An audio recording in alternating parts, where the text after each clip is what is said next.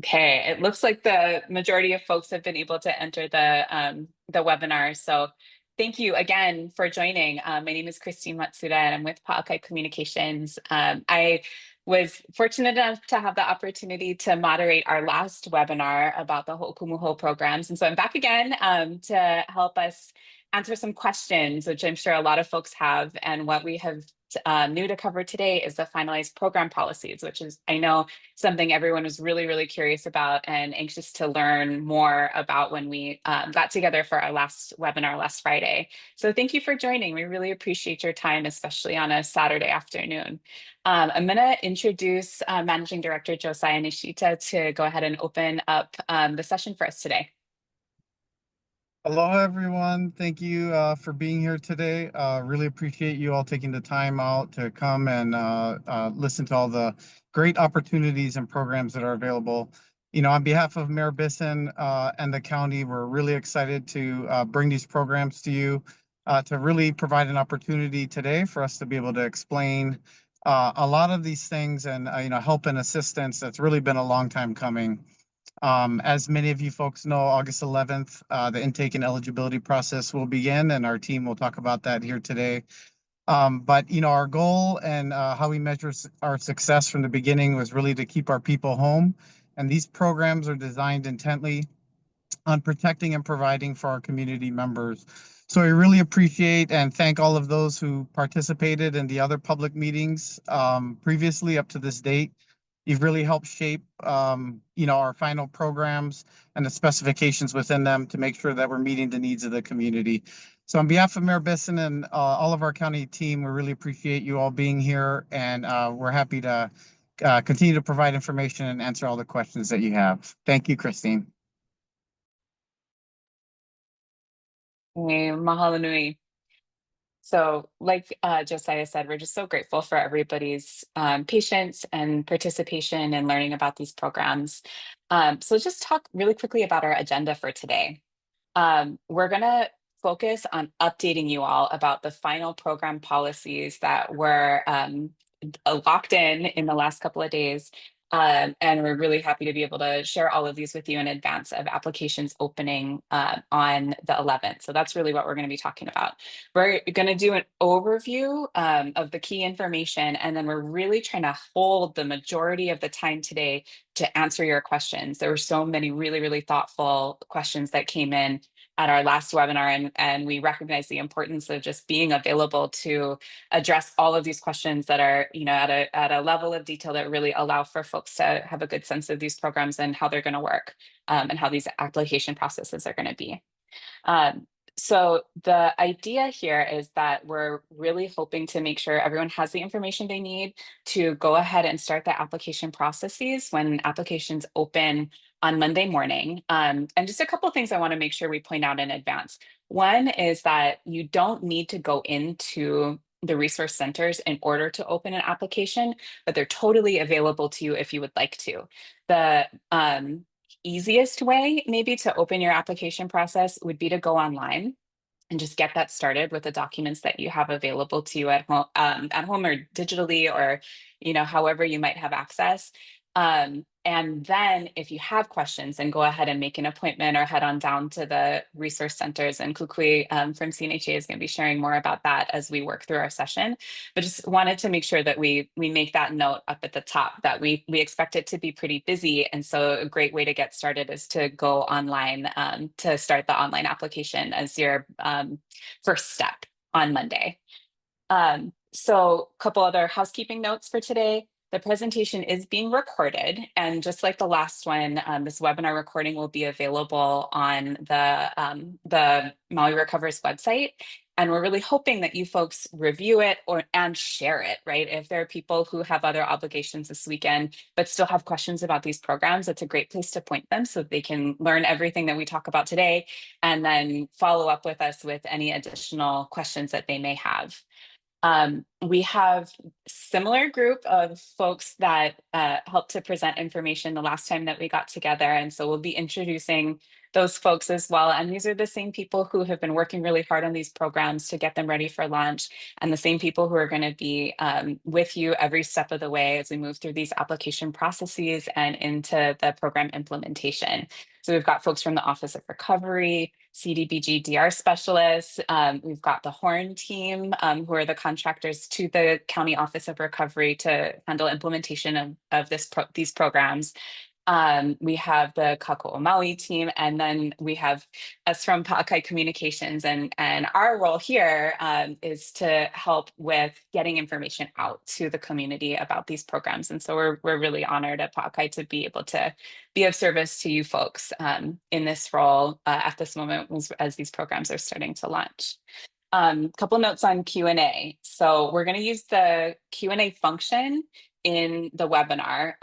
So the chat is not enabled, but if we have links or contact information or things like that that folks are asking about, one of the panelists will be able to share that out using the chat function so that everybody can see it. But when you have questions, please type them into the Q&A box. That's how I'm going to know that you have questions, so that I can elevate them and make sure that those questions get asked to our panelists. No need wait until the Q&A portion of the webinar, because we have a team of folks who are going to be answering in writing as we go.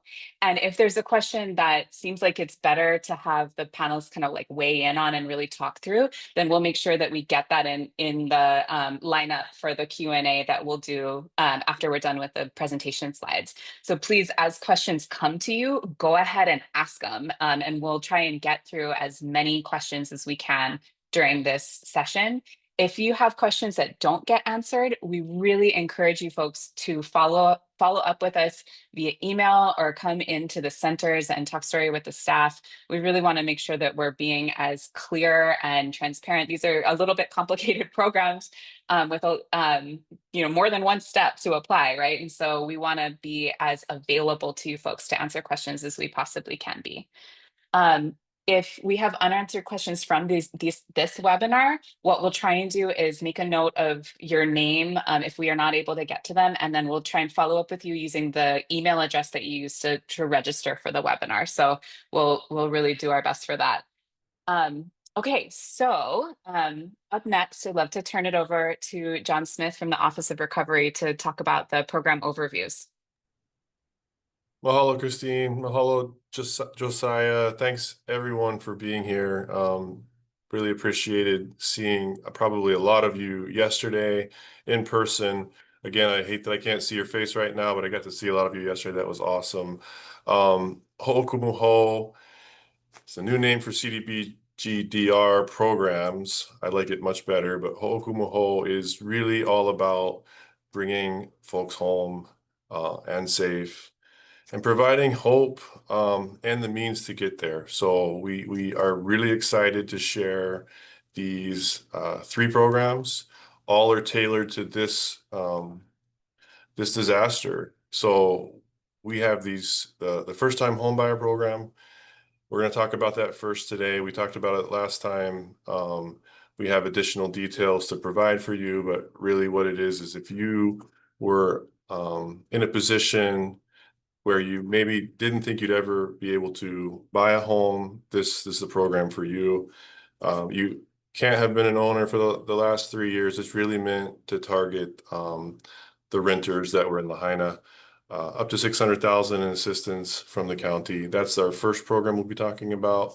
Awesome program, and it really is geared towards long-term affordability. You're going to hear all about that soon. The second program is the single-family homeowner reconstruction program. So we've talked to several of you that are really don't know where to start.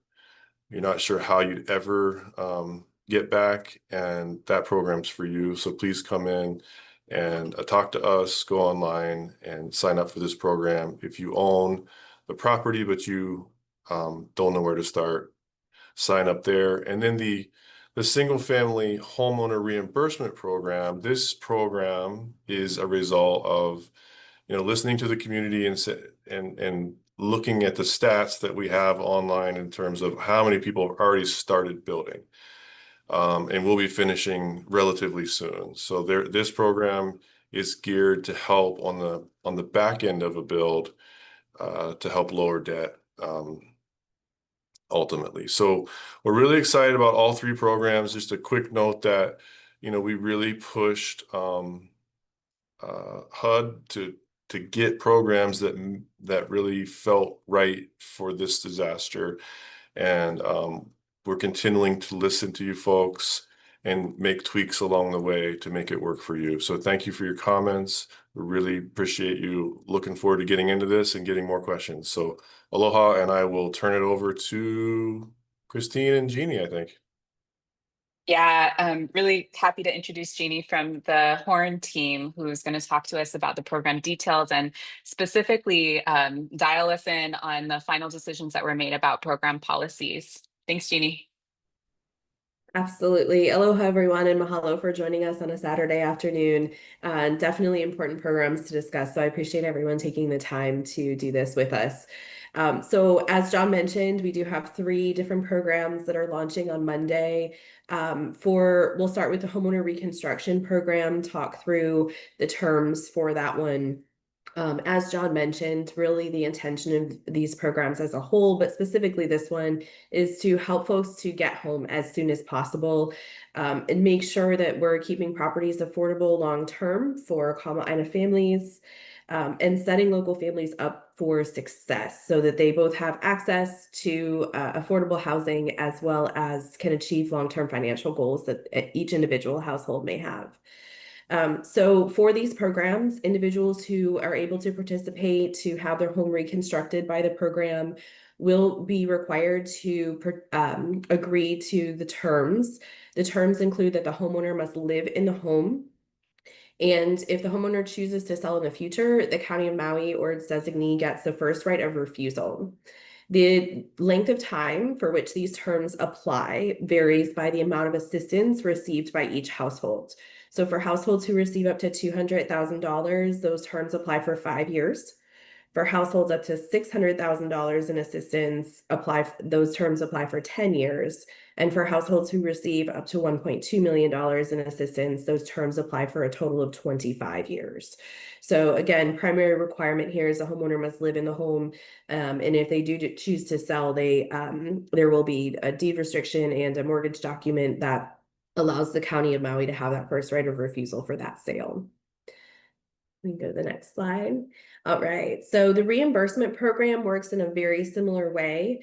Again, the goal of this reimbursement program is to recognize the work that families have already done. We know a lot of people have come together to help get homes rebuilt already, and a lot of families may have incurred financial expenses or hardships to do that rebuilding process. So the intention of the reimbursement program is to provide up to $400,000 to reimburse for those expenses.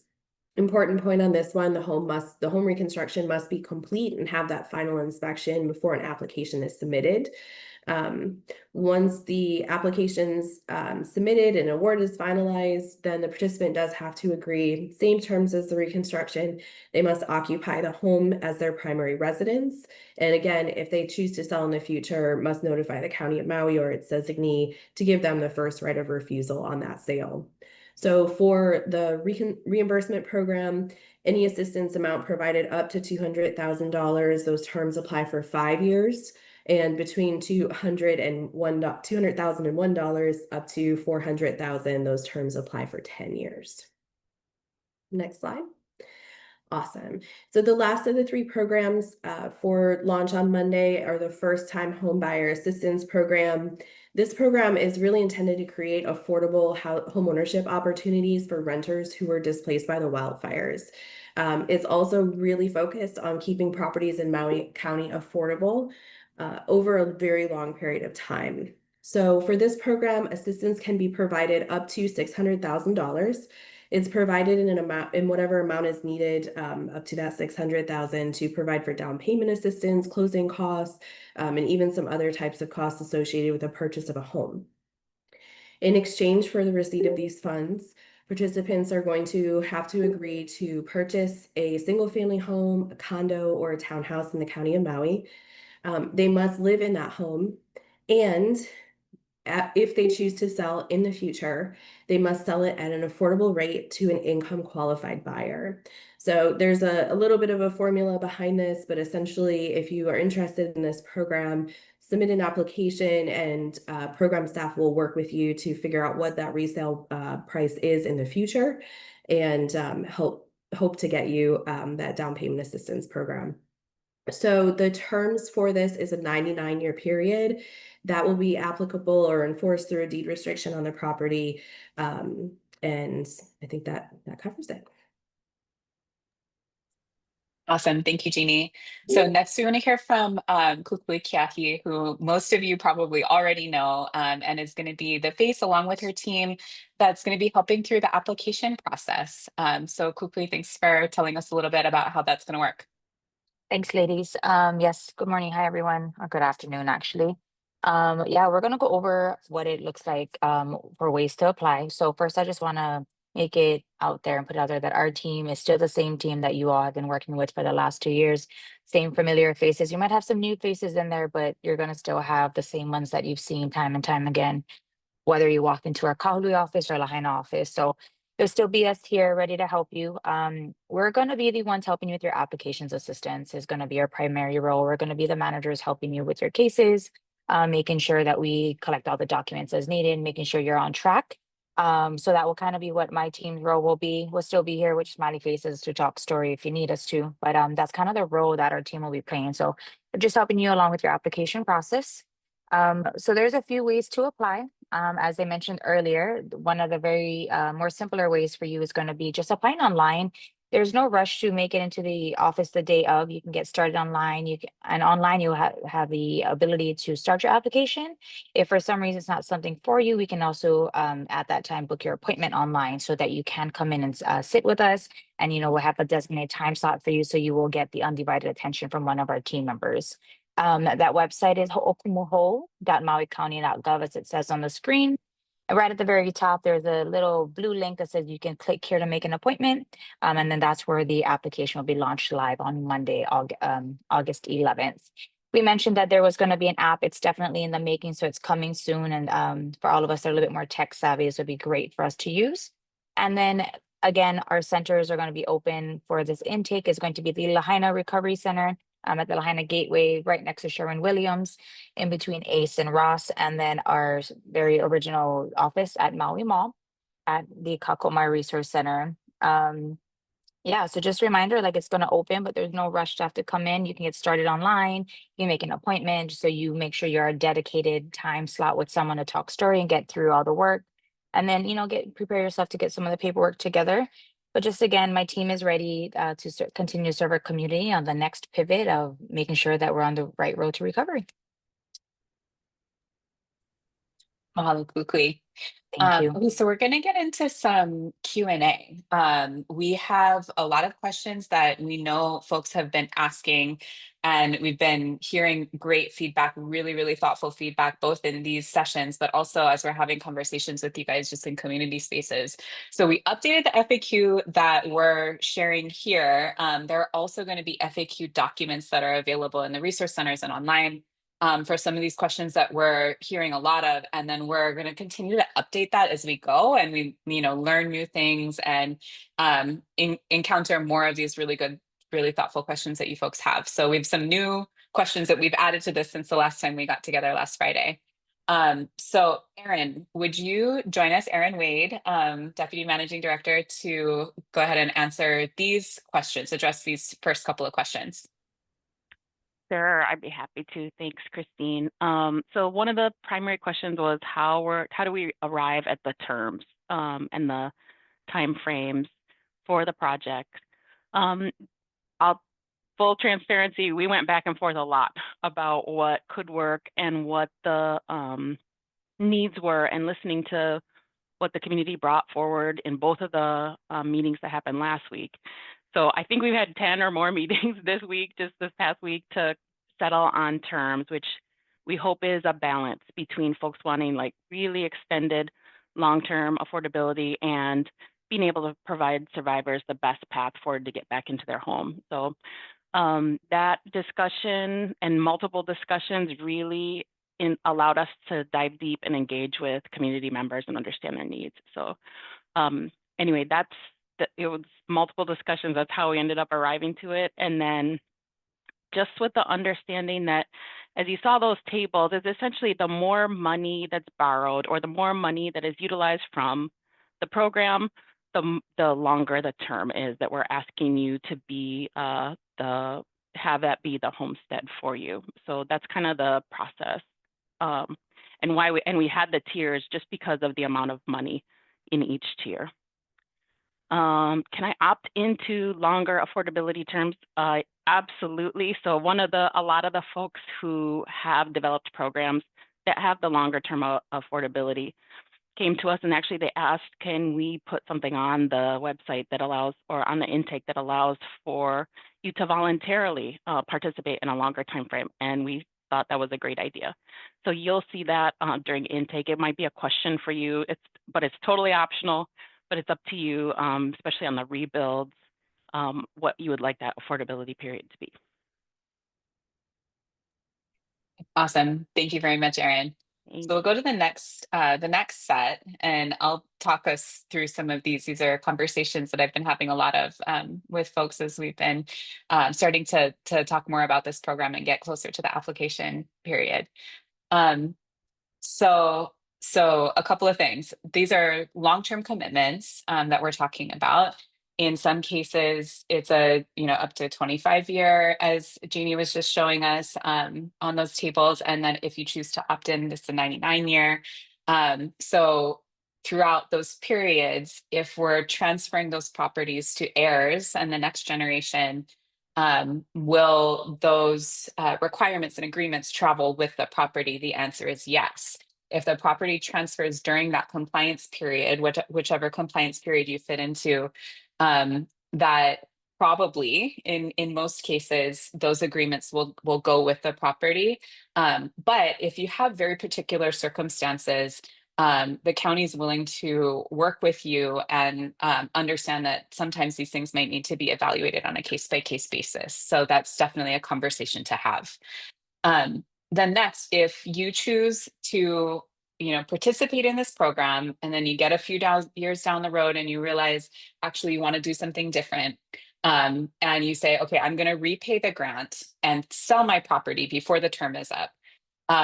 Where do those grant repayments go? This is a really good question that we got.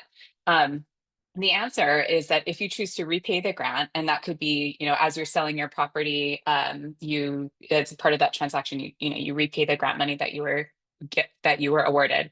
That would then go back into the pot for Ho'okumu Hou programs during the duration of that program period. And so, within that 25 years, say, and then it'll be deployed through other related recovery programs. We're only launching the first 3 Ho'okumu Hou programs on Monday, but there are a whole suite of other recovery programs that are outlined in the action plan. So if you want to go take a look at those to get a better understanding of what those different programs are and how they're going to work and how they're going to serve community, we really encourage folks to go take another look at that. That's where those funds would go if you do choose to repay the grant and you want to do something different. So check out mauirecovers.org/CDBG-DR to take a look at that action plan and see what the other programs are.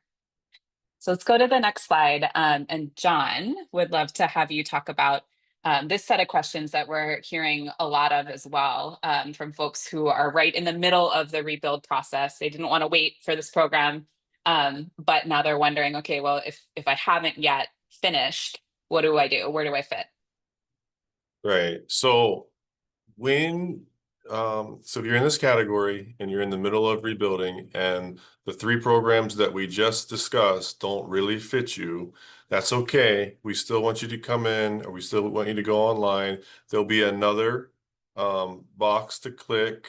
And Jeannie can explain what it looks like on the when you get in there, but it's basically a pre-application form that lets us know where you are in rebuilding. And everybody's going to be different.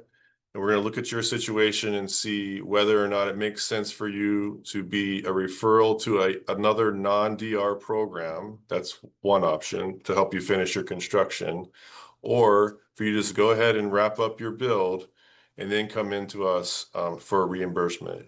The reason why that's really important is it's sort of a timing thing with HUD. You can't technically be eligible for reimbursement if you're not done with your project. So what we're going to do is extend for that program. We'll be extending the application period so that we give folks enough time to finish. We do have restrictions on that from HUD, so we'll come back and talk about that as time goes on. But for now, if you don't find yourself in any of these three categories, we don't want you to not sign up. We want you to come in, sign up, tell us your situation. All that data will be used to help us know how long to extend things and to know how much money to set aside in the reconstruction program. We originally set aside 10 million just for this program. We are open to set aside more money for that program if that need is greater. So please, if you're in the middle of reconstruction and you think you're eligible for this program, please sign up, and we will adjust these programs to match the need out there. And all that feedback we got in the last couple of community meetings is what's driving that. So that's the first few questions. And then, yeah, go ahead and start. Come in and start your application. If you get too far, you don't understand where you are in any of this stuff, don't worry, come and see us. We'll walk you through it. The message here again is sign up. Don't not sign up just because you think, oh, this is not for me. We want all that data to come in now for your situation so that we can do the best job we can to help as many people as we can in this situation. So yeah, is that it, Christine? Yeah, awesome. Thanks, John. And I can see there are lots of more questions that are coming in that are related to these topics. So we're going to get to those in just a second. But there's one more question that we've been getting frequently. And so Jeannie, if you would talk us through, what does duplication of benefits mean? Because this is once we start to get into the like, okay, but how much money do I actually get? How much benefit am I going to be eligible for? This is an important one. Absolutely. So duplication of benefits means any funds that you have received for the same purpose. So if you have received funds from FEMA, SBA, private insurance, even local nonprofits for the reconstruction of your home, that could be considered a duplication of benefit. So for example, if you've received $400,000 for the reconstruction of your home, and you need, a remainder of 600,000 to finish, only that 600,000 could come from the CDBG-DR. We can't duplicate any funds that have already been provided by another source. So I do want to be really clear though, that even if you have received these funds, please submit an application. You are still eligible. So just because you received FEMA or SBA does not mean that you are ineligible for the program. You should still submit an application. What we'll do is gather all that information about other funds that you've received and then calculate whatever the gap is, and that'll be the amount that CDBG-DR may be able to assist with. Okay, awesome, Jeannie. So we're going to start handling the questions that you guys are putting in the Q&A, and thank you. These are really, really good questions, and it's going to help all of the attendees get a real comprehensive understanding of what these policies mean. I did want to just emphasize one thing before we jump into the live Q&A, which is that so applications open on Monday morning. As Kukui pointed out, it's great. It's a great thing to be able to start online at your convenience at the website. And as soon as those apps are available, those are really good and really easy to use too. It's been cool to see some of the demos starting to come through. And I think it's going to be a really nice option for people's convenience to be able to do it from mobile and not just from, from a desktop computer. So that's going to be really helpful too. As you folks start those application processes, we're anticipating a lot and really hoping, honestly, for a lot of applications to come in really early on, which means that it might take a minute for our program staff to get back to folks, a week or two, to respond to an inquiry or to go ahead and follow up as soon as your applications are complete. So we appreciate your grace and aloha on that, and we're going to be moving as quickly as we possibly can to respond to all of the questions that folks have, all the inquiries, and all of the applications that come in. Okay, so I want to get into some of these Q&A, and one that's feeling really urgent to me is that there are a couple of questions in here about why are we talking only about Lahaina, and does Kula also have benefits here? So I want to make sure we clarify that right out the gate. John, do you want to address that? Yeah, sure. I mean, and Jeannie can jump in too, but Kula's not excluded from this. That's the basic answer. We do focus on Lahaina because of the size of the problem in Lahaina, but we haven't forgotten about Kula. Kula is part of this program. Jeannie, you want to run through it? Yeah, absolutely. So anyone that is in a burn zone, so there's a web map that is available on Maui Recovers right now, and there's also a variety of maps out there that show the burn zone areas, which do include those locations in Kula. So if the home was destroyed and located within any of those burn zones, then there is potential for eligibility there. Okay, so thank you to both of you guys for clarifying that. I think it's really important that we not forget about or like accidentally not acknowledge the impact that wildfire had in Kula and the homeowners who are still really looking for opportunity, and folks who may be eligible as first-time home buyers looking at opportunity after they were affected by those wildfires too. So that's a really important clarification. Thank you. Okay, so we've go ahead. I'll just note too that Councilmember Sugimura and I have been talking about that recently, and she's been advocating for you folks. So we are, we're meeting with her, and we're going to help get more information out to the Kula community so that it's clearer. But thank you for that question and for that reminder. Awesome, thanks, John. So in the FAQ that we just went through about what happens to funds if they get repaid, I think we may have opened up more confusion, and I apologize for that. So there are a couple of questions in here regarding, could we just clarify, are these grants or are they loans? And why are we talking about repayment? So Jeannie, can you elaborate a little bit, clarifying, is this a grant or a loan, first of all? Absolutely. So the only instance in which repayment is applicable is in the event of a sale of the property. So I mentioned for reconstruction and reimbursement that the homeowner does have the option to come back, or like requirement, I guess, to come back to the county and offer them first right of refusal. So if the county purchases the property, they're going to pay the homeowner the agreed upon amounts less the CDBG-DR investment. If the county refuses to or does not want at that time to purchase the property, then the homeowner can go ahead and sell that, and they would repay back all or a portion of the CDBG-DR funds, depending on their the tier that they are in.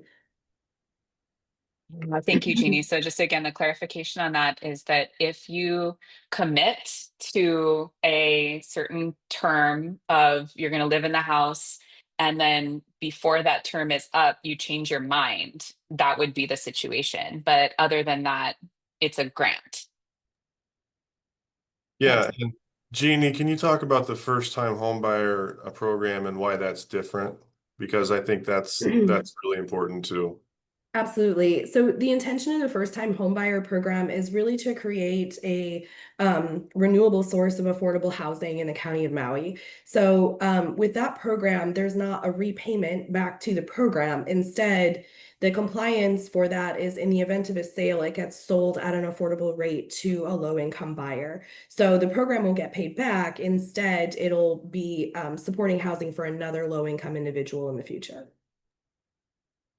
And actually, that is related to a question that was asked in the Q&A too. So I'm going to ask you a follow-up on that one. What is the income qualification for that buyer, the resale buyer? That is a great question. I believe it's 120%, but hold on one second, and I'll get an answer for you. Okay, awesome. And just while we're looking at that, maybe could we advance to we have some backup slides here that show things like the different forms that you're going to need and the AMI table. So yeah, perfect. So this is what we're talking about for the income qualification. This is specifically for the Homebuyer Opportunity Program, the first time Homebuyer Opportunity Program. And so when we're saying 120% AMI, that's the last row on this table, the bottom row on this table. And so this is how you can see based on how many people are in your household. I have a family of 4. If I am at 159 or less, then I would qualify for this program. So thanks for that. Thanks, Christine. And yes, it is 120% for the new buyer as well. So first time home buyer, 120%. And then if you sell it to someone at 120%. And just a note on this too, that HUD does update those income limits. So this will vary depending on the year in which the new home buyer sells. Okay. Awesome. All right, so we've got a couple of questions about proving residence. So would you mind going to the slide that just shows, again, for first-time home buyer, there's a slide that shows the documents that you need. If we could go to that slide, please. Yeah, perfect. So that last one, proof of residency or returning residency. Can we talk about what that document is and or what would work for that document? Because we've got a couple folks who are like, I, of course, was in Lahaina, grew up in Lahaina, intend to return, but I'm not there right now. So what kinds of paperwork do they need to bring to their application? Absolutely. So for this one, we're going to be looking to kind of create the story of where you were at. So if you had a lease before in Lahaina, where you were at the time of the fires, you can obviously submit your lease documentation. If you don't have those, then we'll be able to take a look at maybe a driver's license, bank statements with addresses. If you got a FEMA award letter, even if it was for personal property, if you were a renter, we could use that that shows your Lahaina address or your address in any of the burn zones. Great, thank you so much for that. Okay, so we're going to switch gears a little bit. We've got a bunch of questions here from condo folks. So if you are a condo owner, where do you fit into these 3 programs? Absolutely. So that pre-enrollment form that John was talking about is going to be the best route for condo owners. So at this point, there's some challenges with reconstruction for condos, especially those in multifamily type properties. So condo owners are encouraged to submit that pre-enrollment form. We'll assess each individual application and figure out what the best path forward is for those households. Yeah, I'll And- just Go to ahead. say it another way, if you don't fit cleanly into one of these categories, the pre-enrollment form is where you go, and there'll actually be a box in there beyond just a few questionnaires where you can explain your situation. But we want that data so that we can understand how maybe we need to go back to HUD and work through a programmatic detail, or we need to fit what we didn't think could fit into a program. So please fill that questionnaire out. It'll be online. It's on the same system. It's not technically the application, because we don't want you to sign up for something that you can't sign up for. But we do want your information so that we can use that to shape the next program or a tweak to this program to make it fit. So please share that information on that form on Monday, if you can. Thanks, John. Okay, so condo follow-up question. Somebody also asked if the condo reconstruction that occurs, would that be eligible for reimbursement? So it may be eligible for reimbursement if the entire complex is done. So again, a good example with this one is if the homeowner had to take out a private loan or pay their own funds towards the reconstruction, and that reconstruction of that condo complex has been completed. each individual homeowner could submit for reimbursement. However, if that structure has not yet been completed, that's the best route is to complete that pre-enrollment form. So that is a great segue to one of our other questions that we're getting a lot of, which is just clarification on for the reimbursement program, do you need a certificate of occupancy? You got to be done with a certificate of occupancy in order to finish your application. Is that the case? Yes, that is the case. And it's not a CO here in the county of Maui. It's a final inspection, but you must have that final inspection prior to submitting an application for reimbursement. That's a great question, and I'll just reiterate, that's exactly why we're talking about extending the application period so that we give folks enough time to finish their project so that they can actually apply. Okay. And so for folks who are on the other end of that process, there's a question here in the Q&A from somebody who has already submitted building plans, but have not received their permits.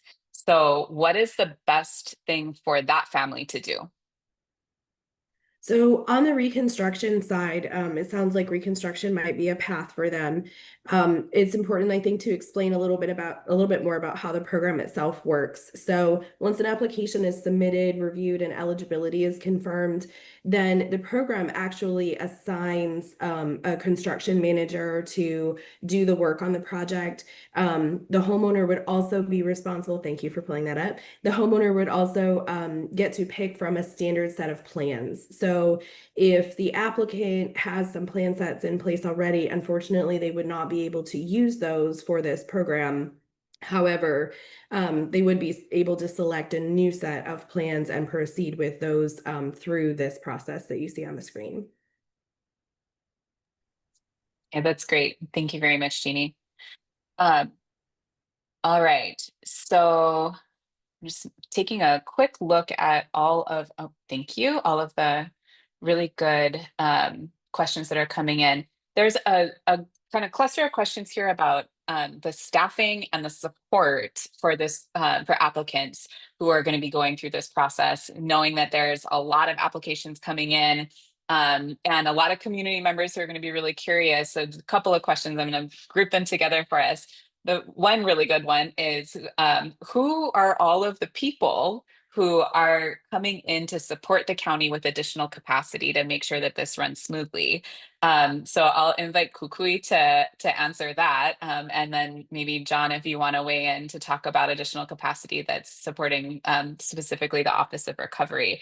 And then the other questions that kind of fold in here that maybe you guys can answer at the same time is like, what are the hours? Who's going to be there? How can people reach out for assistance in the application process, in person, on the phone, digitally? You know, if you guys could kind of run us through that. So quickly, who's helping with applications? All right, gang. I have a team of about 16 staff split between 2 centers that will be helping you. You'll have from your person at the door that's going to be welcoming you in. And then we have our case managers. We're going to have 6 case managers at each location.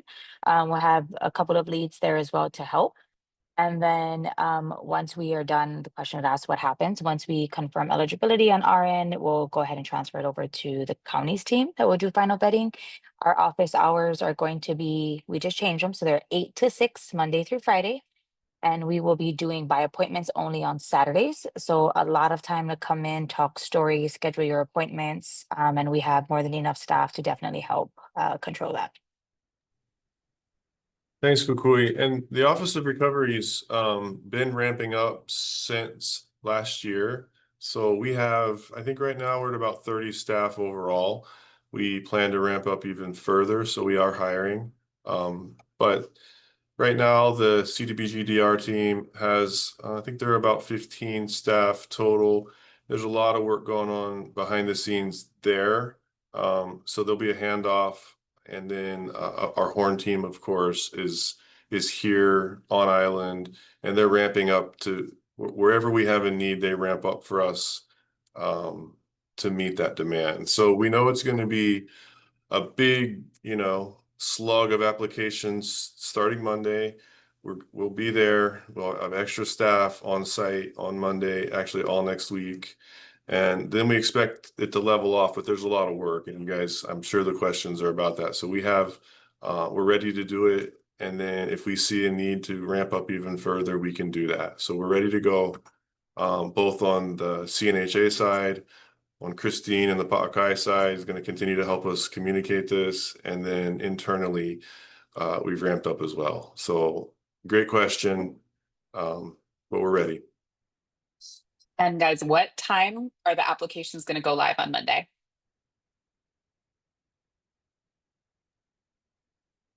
The website and applications will be live at 8 a.m. 8 a.m. Okay. Super. There are some questions here just clarifying deadlines. Is there a known date right now when applications are going to close? Is there a timeline where somebody should make a decision about whether or not they're going to apply? And then related question is, how are applications being prioritized?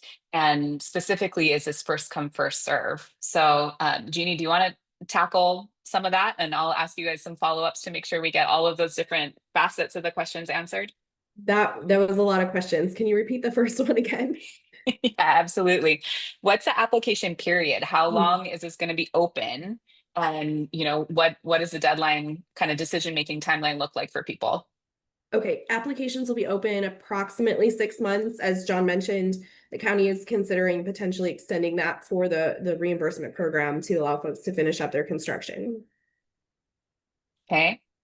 And then the other follow-up question well, there are multiple follow-up questions. There's a discussion in the Q&A about somebody making a decision about whether or not they should start an application. Do you have any guidance on that? Absolutely. So if you are working towards reconstruction and know that you're going to be able to finish on your own without assistance, I would recommend holding off until you have completed construction to submit an application to the program. If you start at construction and need assistance, need some financial assistance to be able to fill that gap to finish construction, that's where you should complete the pre-enrollment form. And if you haven't started anything at all, best to submit an application for the reconstruction program. And then that last piece is about how the team is going to be processing these applications and how are we going to prioritize, right? And so the question that came in is this a first come, first serve kind of thing?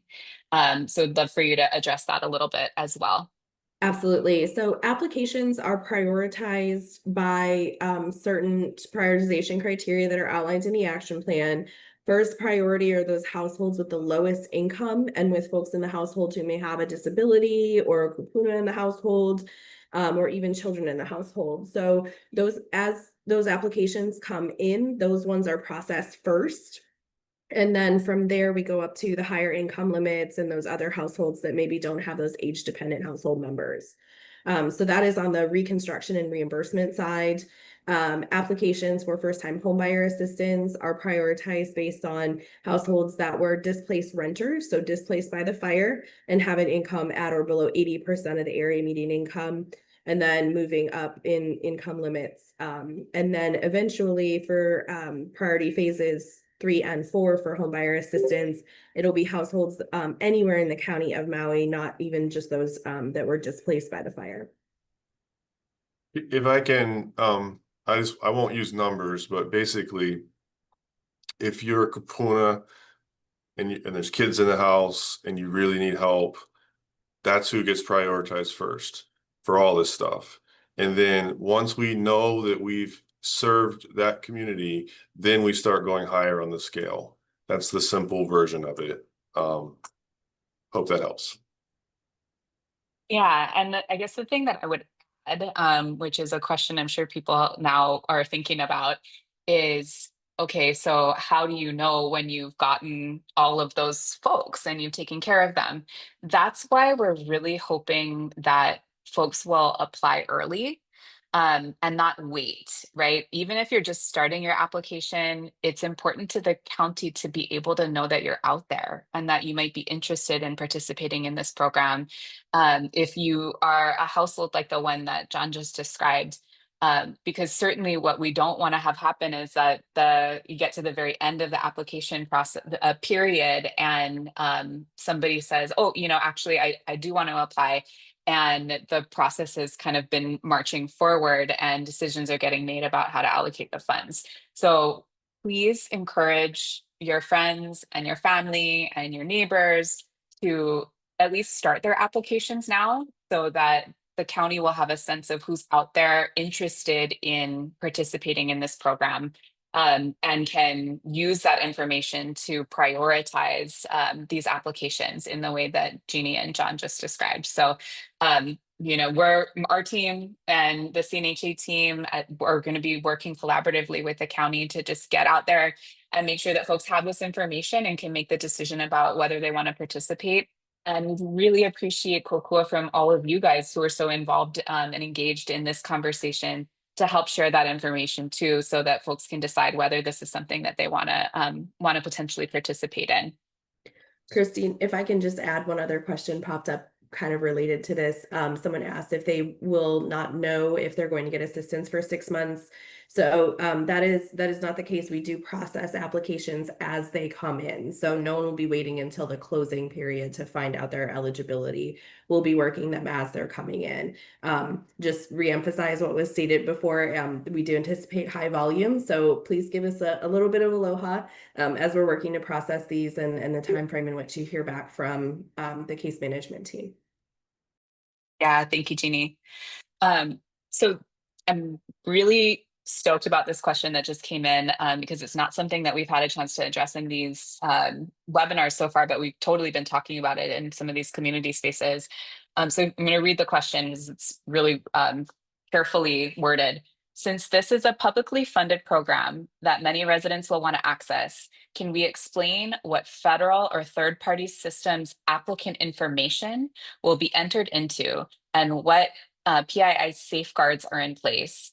This is just to help understand how data is handled, not to question whether the program should collect. So this is a really, really good question. It gets to a couple of important issues. One is that we know there have been so many requests for community members to give personal information, fill out forms again, fill out forms again. So are there things that the team is able to do to streamline that process is one kind of important part of that. And then two is the safeguards question. How do we know that if that information is being shared, or even just as applicants are giving you information for the first time potentially, how is that personal information going to be protected by the program? Absolutely. So the first question, within the application, when you go online to submit your application, each applicant will have the opportunity to designate someone as a communication designee. It's a little button you'll click in the application. It'll take you to a screen where you can put in the contact information for some other community organization that you may have been working with, or even someone in your household that you feel comfortable sharing information with your about your case. So essentially, if you're working with another case manager or provider in the community, you can list them. That allows permission for us to be able to reach out to that case manager and get a copy of your documents, get any information that you may have already provided, so that you don't have to re-provide that information yourself. So if you do have that scenario and you are comfortable with allowing for that, listing that communication designee will help streamline the process for you. As far as protection of PII goes, we do use an online system that meets all of the many certifications that are out there for protecting PII. Even when you submit an application, you'll notice there's a two-factor authentication requirement. This is all, it may seem like a little bit of a pain, but this is all in an effort to make sure that your personal identified information is safe and secure as it can be. Also within the application, you will get a full disclosure of, the privacy policies and be able to click, granting permission for information to be stored within our system. Okay. Thanks, Jeannie. That's really helpful.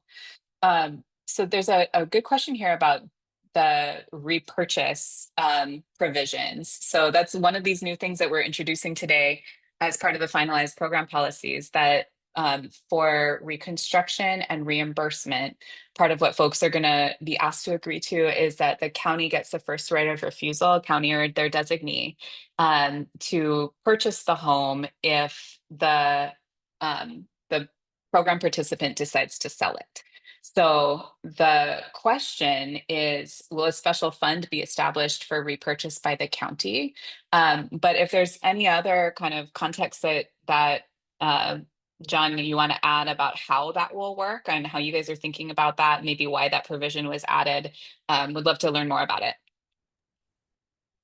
Yeah, for sure. The county already has some affordable housing funds that I'm sure folks are aware of, but we do plan to use some of what will come in through the program to establish a fund that's set aside to be able to repurchase properties in the future. That's something we'll be setting up as we get going this year. We don't expect a lot of resales right off the bat. And in fact, it couldn't even happen until after the construction's done anyway. But no, we do plan to set up a fund for that, work that into the long-term program from an affordability standpoint, working with our housing department, working with Josiah, managing director, and Aaron. We've been working through ideas on how to make that fund work well with this program and be nimble enough to meet the needs of the community when they're ready to sell. Because we know that when some folks sell, they do it sometimes because they just have to, and we want to be ready to make that purchase and keep that house affordable for the long term. Thanks for that question. Awesome. Okay, so we've got another condo question, which is a good one here. So if you are a condo owner and your condo is your primary residence, right? You meet all of those residential, primary residence qualifications, and you had an assessment from your condo association to assist with the rebuild. Can the reimbursement apply? The reimbursement program work for you to cover that assessment that you owe your condo association? So if the reconstruction of the condo complex is complete, I would suggest submitting an application for reimbursement. If it is not complete, I would suggest submitting a pre-enrollment form. Okay, perfect. Thank you, Jeannie. That's super helpful. So I'm wondering if we could, for this next question, just pull up the slide that shows the application process for a first-time home buyer. The question is, how quickly will funds be available for first-time buyers to purchase a property? So I'll expand that question a little bit to just can we talk timeline a little from you put in your application to your application gets approved to when do you have the dollars, in hand to use for purchasing your property? Absolutely. So once you submit an application, the case manager is going to be assigned to it and then review it for eligibility. That eligibility process can take a little bit. If you have insurance money that you received, maybe not the case in the case of home buyer assistance, but we do need to go through and verify all of your eligibility. From there, you'll be given a shopping letter.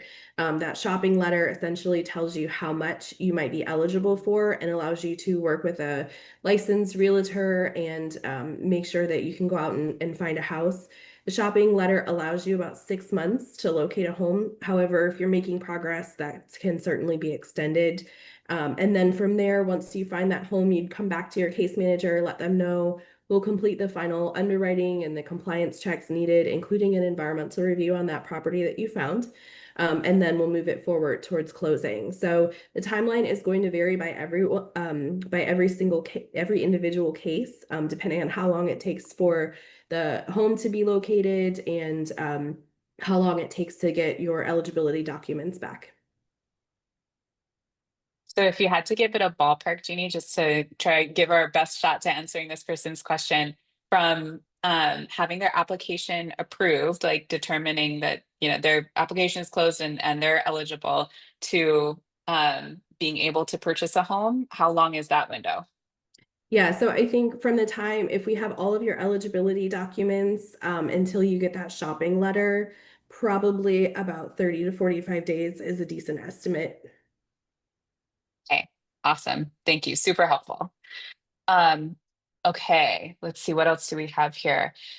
Would the grant program be eligible for a new home build in the upcoming DHHL subdivision in Leali'i 1B?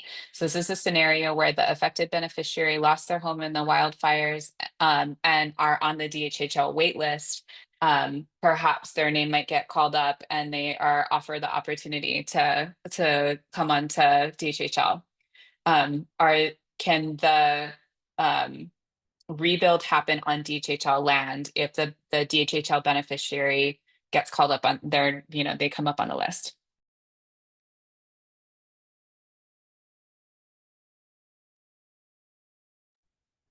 Is the question whether or not the is it a new home or is it a like an already constructed home, or this is a new construction? So I think the question is asking if this can, because we know, right, Leali'i is supposed to expand and they're going to be building more homes in the next expansion of the subdivision. So I think, if I'm understanding the question correctly, that this would be a new home on DHHL lease land. So using the new home buyer opportunity program. Or well, the question I think is about reconstruction, but actually I'm not sure. The question is not specific on which program. So I guess maybe let's ask it this way. Are any of these programs applicable if you are a DHHL beneficiary? Jeannie, you want to take it? And if we don't know, we can get back on this one. Yeah, I think it sounds like the right path for that individual might be the Homeowner Opportunity Program, but definitely we can follow up with more information once we understand a little bit more. We can make a, you know, for the DHHL stuff, we can make a couple FAQs and post them to the website so that this is clear for everyone moving forward. We don't want to say until we're really sure, but thank you for that question. That's why we're doing this. Yeah, thank you so much.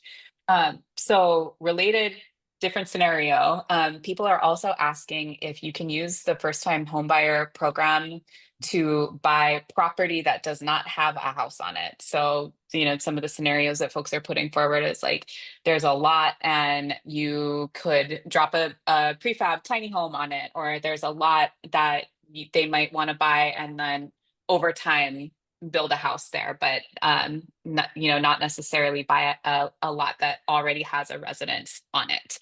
Is that something that's possible under the first time home buyer program? So the purpose of the first time, sorry, John, go ahead. Go ahead. Go ahead. Okay, the purpose of the first time home buyer is really intended for move-in ready structures. So the intention would be to purchase a home that's already been constructed. There may be instances where there's a new development happening where a contract developer is building like kind of spec homes. That may be a possibility, but it is not eligible just to purchase land. Okay, thanks for that. There are also a bunch of questions here for the reconstruction program about how the process will work for folks who are approved and kind of like enter into the building process. So can we maybe pull up that slide that's yep, perfect, the reconstruction process. So there's some questions about who are the builders? Have they been selected yet? If so, who are they?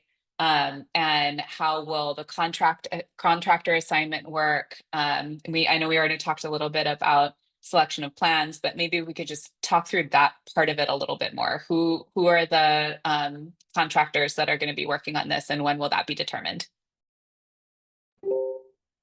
Those contractors have not been selected yet. The county must comply with federal procurement requirements and put out a request for proposals for those contractors. So hopefully that will be in the works very soon, and we'll get a list of contractors that will be working on this program.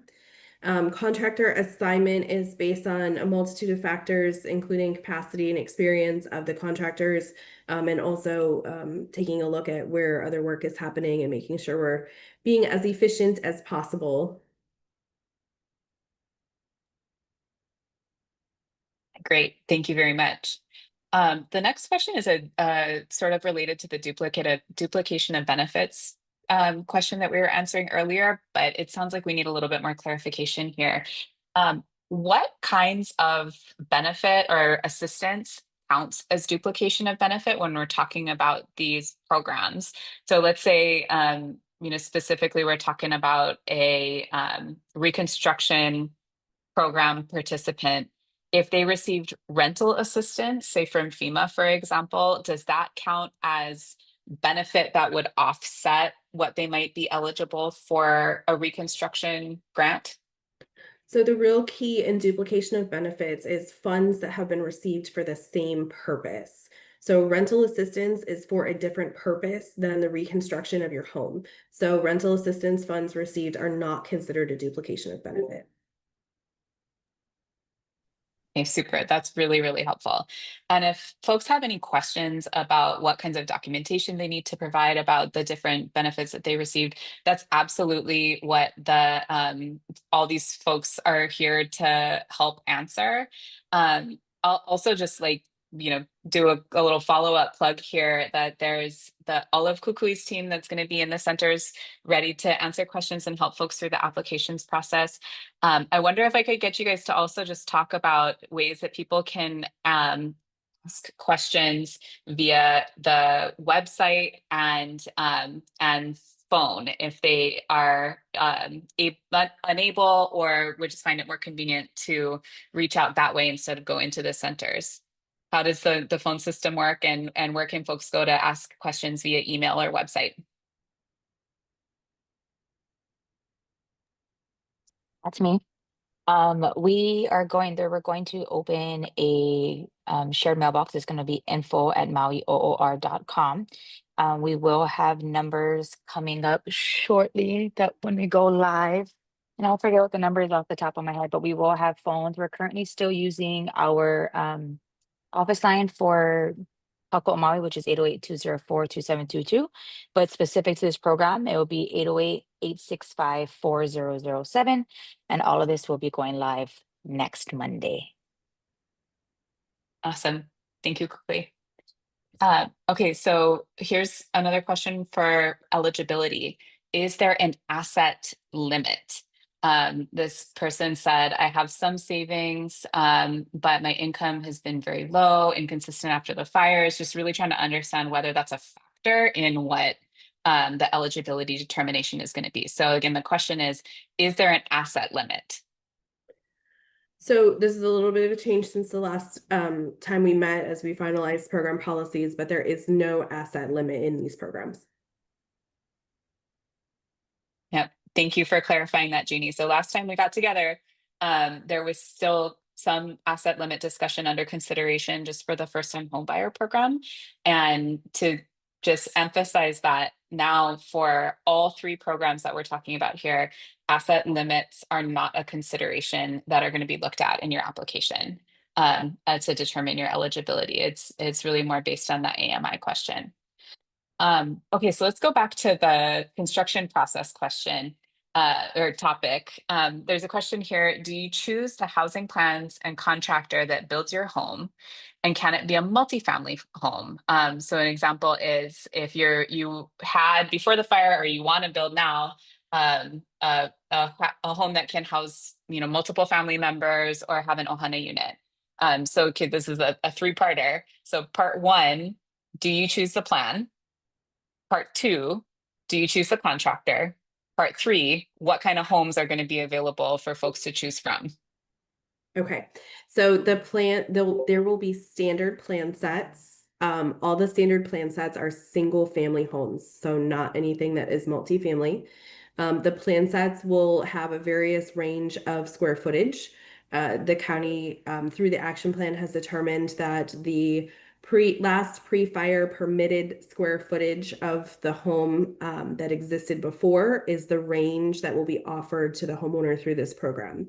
So the homeowner will select from floor plan sets in those square footage ranges of their pre-existing home. The program will assign a contractor to them. So the homeowner does not get to select the contractor in this scenario. What was the last one? I'm going to ask you a follow-up on part one of that question, actually. So you were talking about the pre-fire square footage. We did get this question before, so I'm going to voice it again here in case there are folks who didn't hear the question last time we talked about it, which is plenty of people build a little bit extra, enclose something or expand something that might just be done by a family member, and it may not necessarily appear on public records. What are we basing the pre-fire square footage on? It's the last permitted square footage. So whatever was permitted last. So it does not unfortunately include some of those home renovations done by the owner.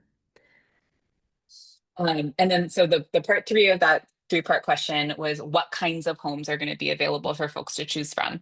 Yeah, so the plans are still under development. So hopefully we'll have that information available really soon. Okay, thank you. There's also a related question that came up when we got together in person for the Wednesday community meeting on this. And John, I think it was you, if I recall correctly, who kind of answered the question of like, is it possible for these plans that we're going to be developing for folks to choose from to consider whether it would be possible to add an Ohana unit in the future? So John, do you want to maybe reiterate what you said in the last meeting and add any other thoughts? Yeah, so I mean, the county's done a lot to help in the past few years in terms of ADUs or accessory dwelling units. We know that that's a big part of the housing solution on Maui. That's why our council has done such a good job of making it those changes. So when we site a house on a property, one of those standard plans, if the land is available, that will be a consideration and where the house is placed. So I think that's about as simple as I can make it, but we want you to still have the ability to put an ADU on the property even after these single family homes are done. It's not, I mean, disclaimer, some of these properties are really small. We all know that. So it may not be possible, but if it makes sense, and that kind of input is something that the owners can give along the way, and it may actually impact the house plan that you choose. Okay, so a couple questions about kupuna prioritization. There's one here just asking for clarification when we're saying kupuna are kind of front of the line. What age are we talking about when we say kupuna get prioritized? 62 and over. Okay, thank you very much for that clarification. And then there was also a related question that I think is getting answered in writing too, but I wanted to bring it to the group about what other things might be out there as possibilities for kupuna with respect to, are there plans or opportunities in the future for CDBG-DR for Hoʻokumu Hou to support multifamily, condo buildings or townhouse complexes or, those kinds of things that might be available to kupuna as well. Are there those kinds of programs also coming in the future? Yes. So like we said in the beginning, these are just the first three programs that we're launching. Multifamily is what we'll be focusing on next, along with a few other programs. If you go back and look at the action plan that was mentioned before, and we don't want to talk about it now because we don't want to confuse everyone, but there are plans to look at new multifamily and to help the multifamily structures that were damaged or destroyed in the fire. So those are separate programs though. Yeah, so I think this is a good reminder that we're launching 3 on Monday, but there are other programs that are still planned. These are just the kind of front of the line top priority ones that we want to really get going, because it's the programs that really are the ones that require community members to go ahead and sign up. And so that's what we're launching on Monday.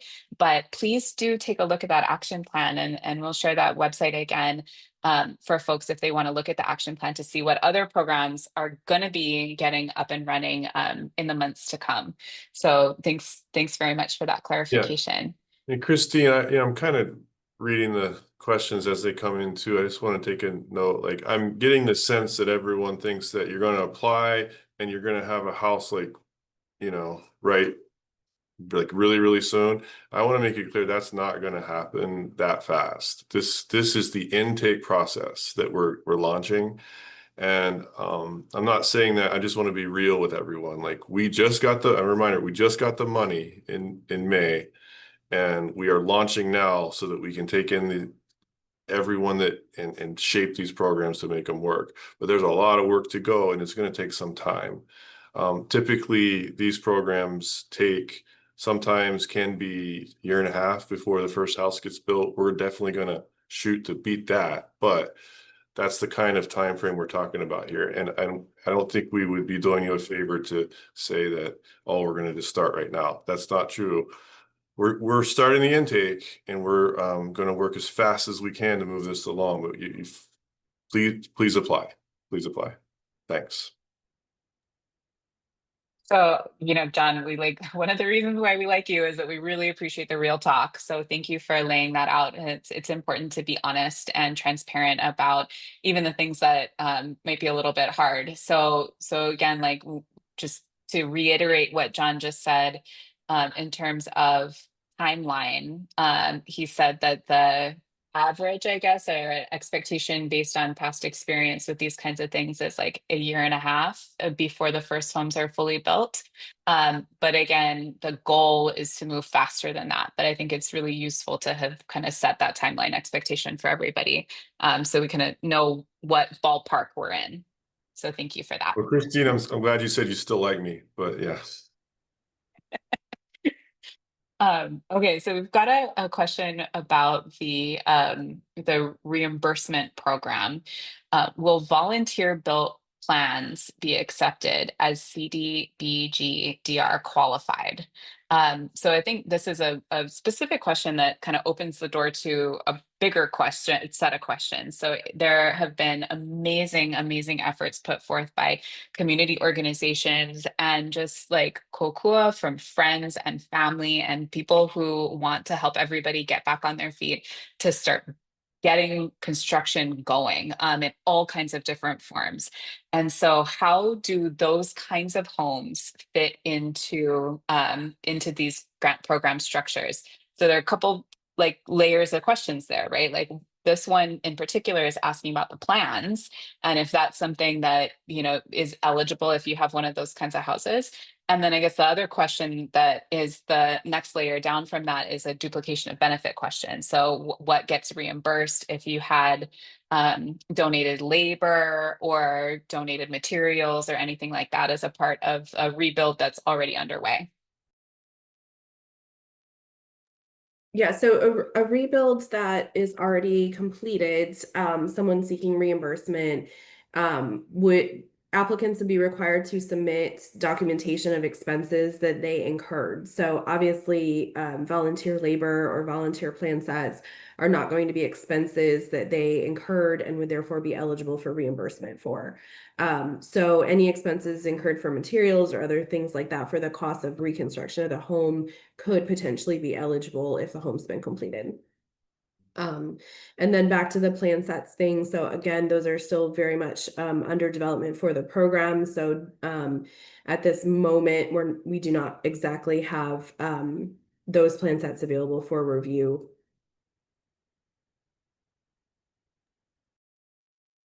Okay, super. Thank you. That's really helpful. So here's another question about compliance and requirements. What's the expected procedure to monitor compliance, the owner occupant requirements over the term of the grant? So and I think the question here is like, how do you know if somebody is actually living in the house? We've also, just to like add on a couple other things for you guys to chew on in your answers, we've had some questions in the past about if you know you are the owner of the house, you're living in the house, is it okay for you to rent out a room or rent out the ohana unit in the back? Do to you know, offset your monthly payments or your expenses or whatever, are those things allowable? Yeah, the compliance and monitoring of these programs is laid out with our agreements with HUD. So the county will be administering that. Of course, during the CDBG-DR period, which that's a 6-year grant. That's how long the county has to get this up and running. The program itself will be the monitor, and then we'll develop teams of monitors that will go on through the life of this program. And those will be in conjunction with our existing monitoring programs that we have at the county and or our designee. So in some cases, it may be a subrecipient of this grant that helps us with that monitoring should we need that help. That is part of the administrative burden of this program that's built in. Jeannie or Patience, if you want to add in, feel free to jump in. But we do know what we're signing up for in terms of long-term monitoring, which was also a lot of the discussion that we had and how the terms were set. Yeah, and maybe just any other follow-up that you folks might have to add about the compliance of owner occupant. What does that actually mean? And is it okay if you have other people living on the property paying you rent?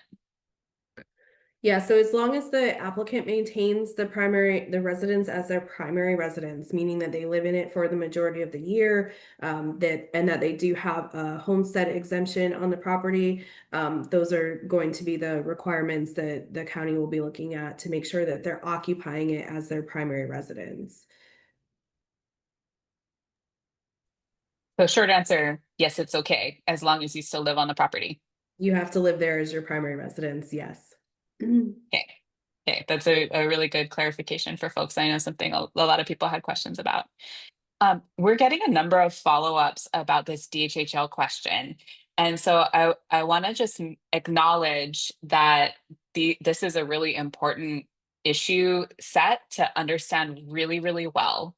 And I think what we heard John and team say a little bit earlier on the webinar, if I can paraphrase, is we want to make sure we know the answer before we tell you guys definitively how that will work. And so there are some really good follow-up questions coming in about the 99-year leases that come with the DHHL properties and how this would conflict or not conflict with those terms, and do one supersede the other, and how do these things work together?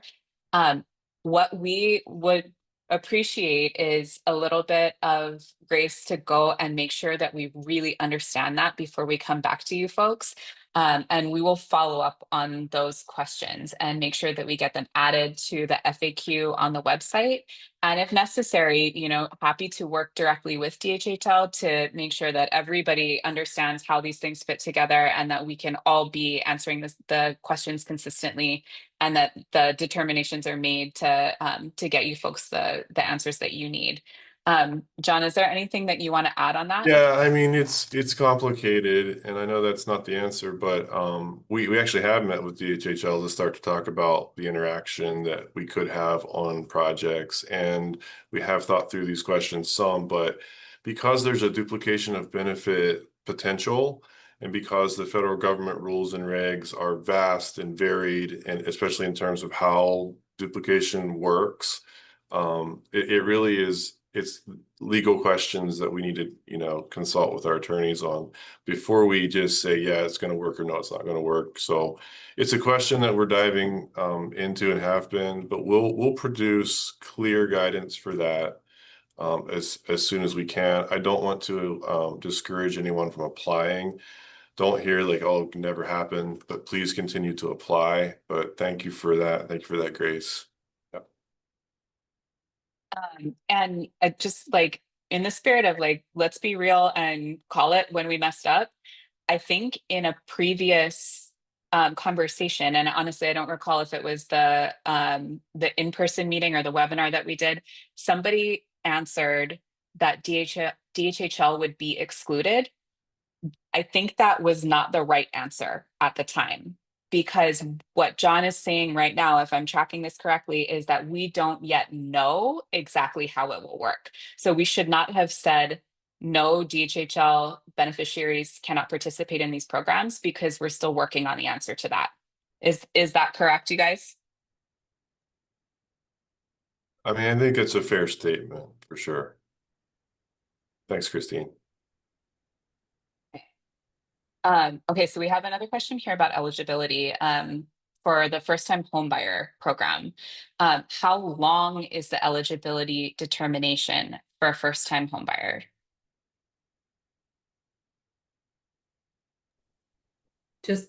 I just want to clarify, I think the question is asking, how long does it take to do the eligibility determination? And again, I would say approximately 30 to 45 days. All of it is dependent on ensuring that we have complete documents from each applicant and that we have a full picture of the applicant's scenario of like what's happening with their finances and their intentions to purchase a home. So some of that is variable depending on how much back and forth will need to happen with the applicant. And just in case we misinterpreted that question, because I think you're right that that's what the person was asking, but just in case the question is if there are going to be like checks on whether you're still in the same AMI category, whatever, sometime in the future, is in case that was the question, I'll just ask that question too on their behalf. Is there going to be a period of time where you have to remain in the same eligibility criteria with your income?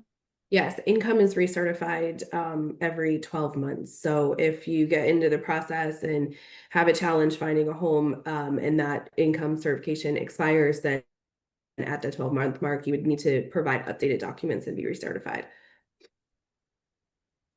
Okay, your internet cut out for just a second there, Jeannie. I'm So I sorry. was wondering if I could get you to restate that last statement just to make sure everybody heard it. Yes, absolutely. So income is recertified every 12 months. So if you get into the program, we'll, certify your income at that eligibility point. And then if you take longer than 12 months to find a home or have some challenges otherwise, then you'd have to provide updated documents and be recertified at the 12-month mark. And just to make sure we're being crystal clear, after you have purchased your home and Ho'okumu Hou, as the program has said, aloha, and your only involvement with the county is the compliance with the terms about resale and all of that, are people still checking your income, or that's power ready by then? That is all done. So once you sign on the dotted line, sign all of your required documents, then there's no more income certification beyond that. The only thing the county's checking is that you're maintaining as primary resident. So the only time you're going to have that income recertification happen is while you're still in the process of getting through the applications and approvals to actually purchase your home. Yes, that is correct. Okay. Awesome. Once you have your home, let's say you are the first-time home buyer, you are reconstructed, or you are reimbursed, can you renovate your home? Absolutely. Yeah, it's your home. So absolutely. Renovate, change colors, paint, make it your own. Awesome. So let's see here. We are doing really good on all of these questions. We still have a handful that are open. We have come to the end of our formal time together.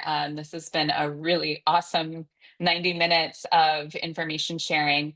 I apologize, you guys, that we weren't able to power through all of the questions. If we have not gotten to you, we will be sure to either make sure that the questions that you're asking get added to the FAQ that will be posted on the website and available in the resource centers. Or if you used an email address that's good for us to follow up when you registered for the webinar, we can follow up with those questions that didn't quite get answered here. please use this QR code. It'll take you to hoʻokumuhou.mauicounty.gov. That URL right now is redirecting to the Office of Recovery website, but come 8 a.m. on Monday, that is going to take you to the new website and the applications.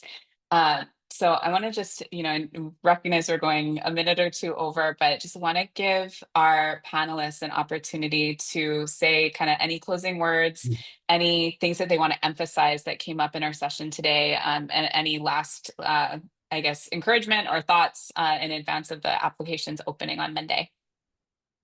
I'd say, I know some of you love large crowds because I see you there all the time, but those that don't, and you can get online, you don't have to come to the crowd on Monday. You can click online and do this from your home if you're able to do so. I just would make that note, so don't feel discouraged if you get there and it's just too much. We understand that. If you want to just come in to talk to us, we're going to have extra people there on Monday, and you can wave us down, and we'd be happy to just sit down and talk story with you. But also if you want to make an appointment and know when you're going to have somebody available, that's already open, right, Jeannie? It just started. Yes. Maybe talk about that just a little bit. So I just want to remind everyone of that. We know that there's going to be a lot of interest here. This is just the start of this journey together. This is just the intake process, and we will be doing this for a while. We also have a community meeting next Wednesday, right, Steph? Correct. And so by then, I'm sure we will have learned a few things together that we can share at the community meeting as well. So we appreciate everyone's understanding as we kick this off. We are going as fast as any grantee in the country. There were like 46 others. So you should know that. And for a first-time grantee, that's really cool. So I'm really proud of our team for going out there and just going for it. So we appreciate everyone. That's all I wanted to say. Anybody else?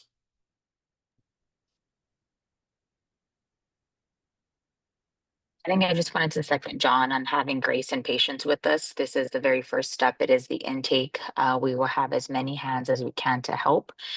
We do recommend an appointment. You will have an uninterrupted time with one person ready to go.